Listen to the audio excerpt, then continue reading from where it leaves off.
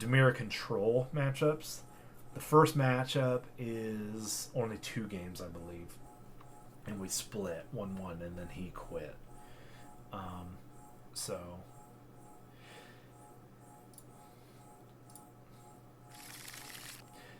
oh, wait.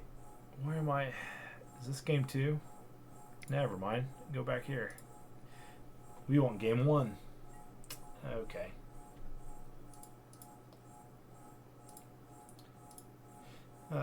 Okay. Hello, YouTube. Anyway, we're back here. Kind of analyzing some former games that I played offline, and I felt like sharing with you guys. So we don't like that first hand. Is 1-lander.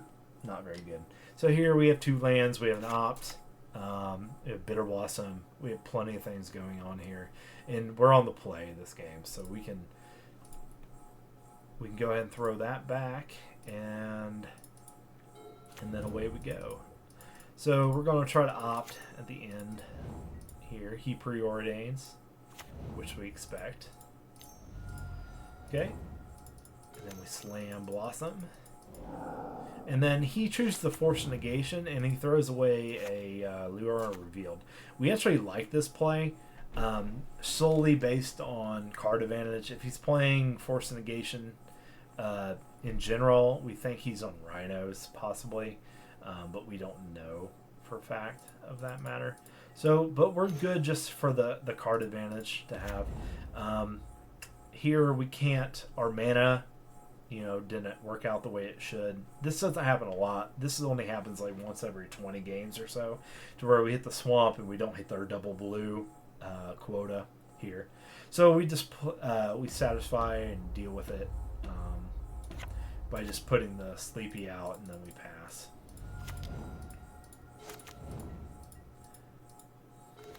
So we get a land, and we choose to keep, because he now can kill the Sleep Curse Fairy, even though we have a second in hand.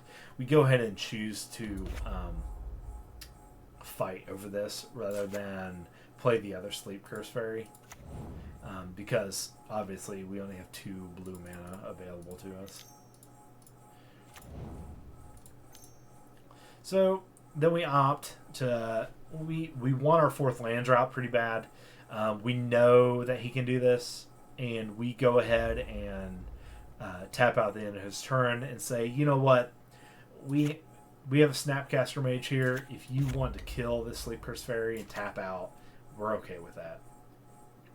So we go ahead, we get our land, and then we play our land, and we untap, and we start doing things now again. Now I have my 3rd blue source. We can now counterspell. We have all these sorts of things we can do. So Sleepy, we're going to untap him because we're pretty sure he has nothing to do now, unless he just drew it. So we're going to go ahead and untap Sleep Curse Fairy. So we're pretty sure he has nothing going on. Attack for 5. Attack for 5 on turn 6. This is relevant. Like, this is why Sleepy's good. So we're obviously playing like a Dimir Control type. So Orcish Bowmaster's coming down. We counterspell. We lose this war. So he obviously picks the only target he can because he can't kill. We still have 6 power on board. So we're pretty happy here. So and just even though we lost the counter war there, even though we did that, we're okay with that. So we got the 1 ring. He's gonna we're okay with this. Yeah, we can't hit him next turn, but just getting this off, or his getting the stun counters off of this is worth it. So we got time. We're good. So we're trying to bounce the token. He then counterspells this. This is controversy right here. That he's valuing this over you know, over everything. But I'm also losing my 3/1 flyer here. So I'm losing a decent amount, but I'm surprised he jumps on that as a control player anyway.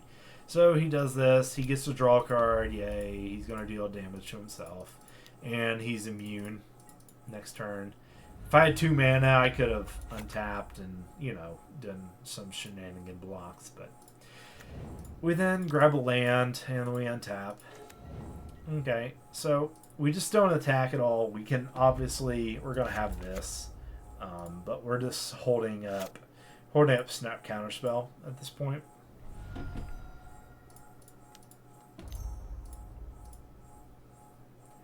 So he's going to go for the Sleep Curse kill here, which is fine. We make him pay the ward, and then we try to Snapcaster in. We get that. We protect. And then we have 2, and then he Morningtides. So is this worth it? Maybe, maybe not. We'll find out. So he does get an 8/8 out of this whole deal. So we obviously get that. And we have 8 power on board. Now, if we stall the board, we're not going to be that... it's not going to be that bad. We obviously draw a Brazen Borrower. We obviously bounce the Morningtide to his hand. He can't do anything. So we win... The thing about the One Ring is we win stall boards. Stalled board states. If we can keep this thing around, if he doesn't replace this or play another ring to recycle it with the counters on it, we just win the game eventually, because he's going to lose the game faster than ever an active Beta Blossom will ever lose us a game. So that's really what we're playing for here. He just screwed up his graveyard. We bounced the Morningtide. So, and then we go ahead and hold this back because he's just going to chump with the token. And at this stage, I don't feel like him trading with the token is actually worth it. So we're just going to go 6 in the air. So, and then while he's tapped out, we're going to go ahead and put the 3/1 into play. Because he has, in the end of the day, he has 6 cards in hand. He plays another ring to then recycle this. And this is where the shenanigans come into play. Here we go ahead. Now this is a good trade. I feel like the trade for the Bowmaster itself is worth the block, so I do that. And then we obviously have 9 power on board here. Now we obviously can't attack next turn, but so he then plays here. We obviously have a land in hand, so. Okay, and then he's just getting lucky here. He's getting a lot of stuff. So, and then he's drawing more cards with Archmage's Charm. So, and then we play the Sleep Curse Faerie. I put that on the bottom because we don't really need it. So this is what I've found out with Sleep Curse Faerie is really, really good. But late, when we're against control decks, particularly Morningtide and other control decks that are playing main board Archmage's Charms, they try to steal Sleepy, which is a great target. It really is. It does everything they want it to do. And the thing is this is actually a relatively good thing for them to do. Just to hold back and have a blocker forever. The problem is that the ring will eventually kill him if he would draw another card and put a counter on this. So this happens. So he gets the Faerie. We're not too happy about that. It almost makes me want to, like, if we would have just allowed him to kill this like earlier, let this go, and then we just have this and we just go over the top of him. So then we get this. We obviously try to do this. We pay it. Well, we don't pay it, I guess. But he counters because he has card advantage. And then he goes to 1. And you guys remember that attack step that we forgot to do at the very beginning of the game? Yeah. Yeah, we feel sad. So, we technically just won the game here. Okay, and we won the game last turn, I guess, when he went to 2. So that is how narrow this matchup is one attack step. So just keep that in the back of mind. We did win this game. I feel in my heart we won this game. But he got a good Bowmasters here, and then we didn't have anything. He stole the Curse Fairy, and that's how it goes. We draw, and then he just does things better than us. I think I give him a turn. He Murktide's the one I bounced turns ago, and then we spell stutter. So this is more of an aggro list, more tempo aggro. It's playing some of the newer cards. So yeah, so we technically won the game. I don't feel bad about this performance from the deck. We did get there. It just didn't. I just misplayed and didn't attack for some reason because I'm a dumb. So anyway, game 2 of this is we start off with a Leyline of the Void, 2 lands, and just stuff to do in general. We know he's not going to do anything early, so we can pretty much play lands and just kind of go with it. And so, and this game is where the boring part of control people don't like. This is going to be a very draw-go dependent game. And it's going to come down to 1 or 2 counter wars, and then we'll go from there. So we do draw a second Leyline of the Void. We're not too happy with that. We then play Sleepy. Come here. We hold up counter. He goes and fetches land. He tries to push. We protect our Sleepy. And then he untaps. He Edicts, which is one of the bad cards for Sleep Curse Fairy. So any sacrifice effects, board wipes, are going to be bad for Sleepy. We then let him untap. This Hall, Storm Giants, will be good for him later. He then Stern Scolding, my Duelist. And we just go. So we get my 4th land, but it's a tapped land. We just tap, draw, go. Land, go. Land, go. And now I'm trying to put things on the board. This might have been a misplay. I might have needed to go deeper, knowing that he's going to have something going on. He ends up subtletying because this is kind of rough. Now, I could subtlety a subtlety, and then get the Borrower, and he probably would have put this on top. So I could have done that, or I probably should have just waited, in all honesty, to get more cards to win this more, to just outright win the war. So we then Petty Theft that back to his hand. So nothing really changed here too much, because he put that back on. I put the Borrower back on the top of my library, redrew it, and then bounced his subtlety back to his hand. So nothing changed, and that's what I mean. I should have just waited, because nothing changed. So, and then we just keep going here. I don't have enough protection to fire up Tar Pit, because he'll just kill this, which getting rid of a removal spell might just be worth it. But we got a Bowmasters here, and we can play things on instant speed. So we just go here. We play the Bowmaster. No. Okay, I'm thinking again is like, hey, well, he's going to do the same thing, and I don't have a way to deal with that. So, I really need 1 more mana here. If this Leyline of Void was another mana, we could have solved a lot of these things. So we get a Mastermind. So Bowmasters, we take with a Snare. So we're kind of efficient on that route. So we're gonna wait for him. Now he starts to crush with his Storm Giants. So we kind of have to be a little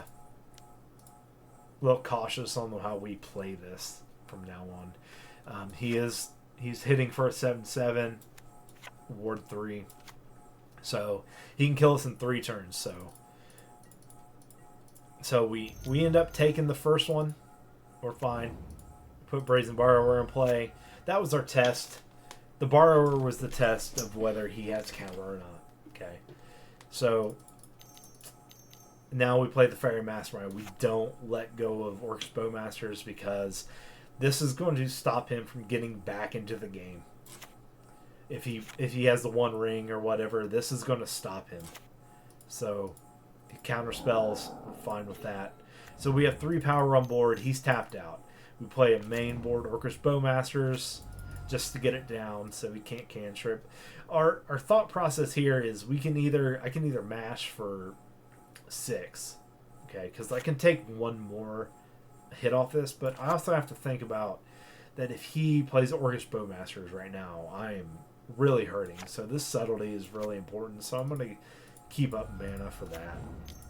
So him playing Orcish Bowmasters here is the number 1 thing. He kills my Borrower. So, and then the 1 ring comes down. And now we start this.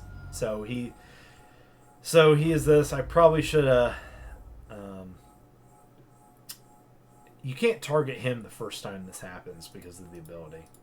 So, and then we just attack. Then he tries to steal the token. We counter here.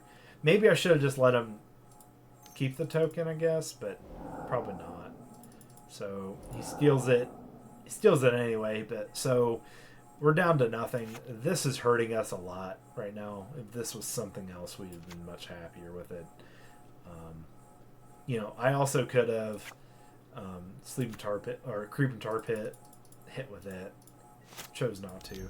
He's still taking life off this. Hasn't drawn again, but he's going to mash with for 9 for lethal. So we go ahead and subtlety in, then eat the token because it's a good block. Go down to 1. So Bitter Blossoms are off the table here. Dead draws, and then we draw it, and we're not happy with this. Not happy with this. So. And then we just start smashing for 6 in the air. So his cantrips are going to be a little bit deflated, but these are 2 dead cards in our hand. We're not happy about it, but if this comes down turn 2, we win this game easily. We would have 7 fairies right now at this point. So we do this, we chump. So he then has... So this is our game plan along the way for the 1 ring. What we do is we sit here and we wait them to get to the 1 or 2 and to where they can't find another copy of this or recycle this. And once they get there, we're really happy where we're at. So we decide to be aggressive here. If he has a kill spell here at all, we just pretty much lose on... So, but we're gonna take that risk. So, because we do have Snapcaster Mage, and then we have mana for Spell Snare. Yeah, we can just Spell Snare, which isn't a lot to do, but and then he misplays, and he didn't misplay. He just dies to his own 1 ring. The opponent conceded after this, and for good reason. I mean, if we get a turn 2 Bitter Blossom and a Ley Line, the Ley Line of the Void helps the Murktide. It stops the Murktide completely. And then him casting a Murktide for 7 mana is not what he was to be doing at all. Also, the ring, we can outgrind his ring. He loses more life on a linear, not exponentially, but he loses 1, then 2, then 3 life. So him drawing 3 cards for 3 life is really the sweet spot. But once he starts losing 3 or 4 life, it gets out of control. Same thing with Bitter Blossom. Losing the first couple life, but once you get down to 5 life, you're really starting to figure out how am I going to get here. how am I going to finish this game? Now, we finished this game, obviously. So, we're happy with this performance. I'm glad this deck was able to get it done. It showed me some of the cards, some of the newer cards that we have are still able to beat this ring deck. We're able to outgrind the deck even without Bitter Blossom out. We can outgrind these grindy matchups, which tells you that Bitter Blossom and Faeries is a deck to contend with, and that we can get there.